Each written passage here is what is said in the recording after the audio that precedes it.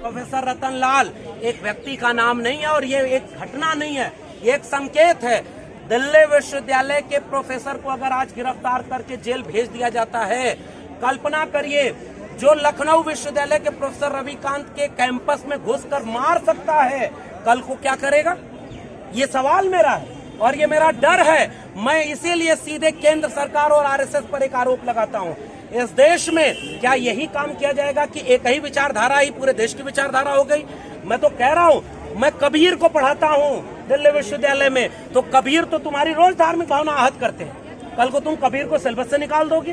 तुम रविदास को कहाँ रखोगे? तुम तथागत बुद्ध को कहाँ रखोगे? पेरियार को कहाँ रखोगे? इसलिए इस देश में सबकी अलग अलग भावनाएं हैं, हम इसका पूरा विरोध करते हैं। ये एक बड़ी घटना है। आरएसएस चाहता है कि इस देश को एक विचारधारा, वो कहते थे ना, एक पार्टी, एक नेता, एक चुनाव, एक मुद्दा हो, वैसे इस देश में एक ही विचारधारा हो, एक ही संगठन हो, आरएसएस। बाकी किसी संगठन की कोई जरूरत नहीं है। विश्वविद्यालय में खड़े होकर अगर हम ये नहीं बोल पाएंगे तो फिर बाकी जगहों पर तो बुलडोजर चला दोगे तुम तो वहां कहीं कोई कानून नहीं है। जिन्होंने हमला किया, आखिरी बात, तुमने कहा फेसबुक पर उनकी टिप्पणी गलत थी, तो उनको माँ बहन की गालियां देने वालों की टिप्पणियां क्या थी? रतन लाल के बेटे के खिलाफ जो इतना अभद्र भाषा में रोज ट्वीट हो रहा है, रोज लिखा जा रहा है, उससे क्या उनकी भावनाएं आहत नहीं हो रही है? इस देश में आरएसएस एक ऐसा ऑक्टोपस बन गया है जिसके 1000 हाथ हैं। किसी को छोड़ दिया है कि जाओ धर्म संसद करो, गालियां दो मुसलमानों को, कोई धार्मिक भावना आहत नहीं हुई। इस देश में दिल्ली में भगवा रंग का संविधान बना करके सेमिनार करके यहाँ पर कहा गया कि भारत का संविधान खराब है, हम भारत का भगवा संविधान लाएंगे, किसी की भावना आहत नहीं हुई। इस देश में यहाँ संविधान जलाया गया, तब भी भावना आहत नहीं हुई।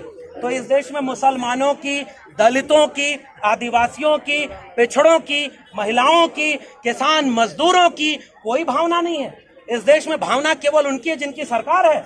और पुलिस, दिल्ली पुलिस इतनी शानदार है, उसको पता है कि उसके आका कौन है। जो तड़ी पार खुद रहा हो उसे पता है कि कैसे जेल में डाला जाता है। रात के अंधेरे में वहां जाकर के तुम उनको पकड़ के ले जा रहे हो, घर वालों को कोई कम्युनिकेशन नहीं, पूरी रात पता नहीं कि प्रोफेसर रतन लाल कहाँ है। इसलिए मैं एक बात कहने आया हूं साथियों कि ये एक बहुत बड़ी लड़ाई है। इस मुल्क के आईन को बचाने की लड़ाई है, इस मुल्क की साझा संस्कृति को बचाने की लड़ाई है, इस देश में सामाजिक न्याय को बचाने की ये लड़ाई है।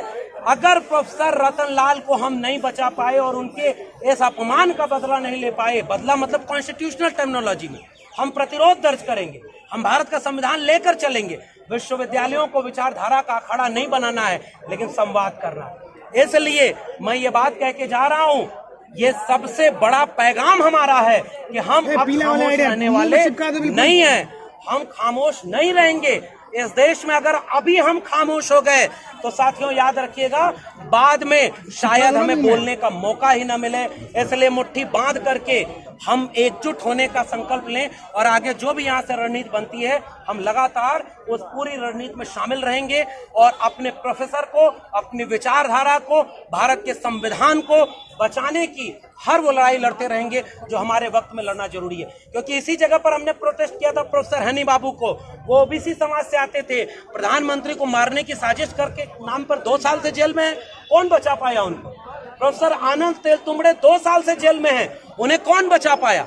अगर हम अपने प्रोफेसर्स को नहीं बचा पाएंगे, अगर कल को उमर खालिद का अभी तक नहीं तय है, तुमने मुसलमानों को इतना अपमानित कर दिया है कि वो तो अपने हक की लड़ाई नहीं लड़ पा रहे। दिन रात दंगा, दिन रात टीवी पर जहर, और उसके बीच में हम कौन लोग हैं? हम सामाजिक न्याय के लोग हैं, संविधान के लोग हैं।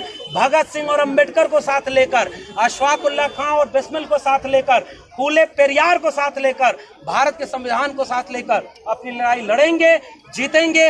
इंकलाब जिंदाबाद, जय भीम, जय मंडल, जय संविधान। तो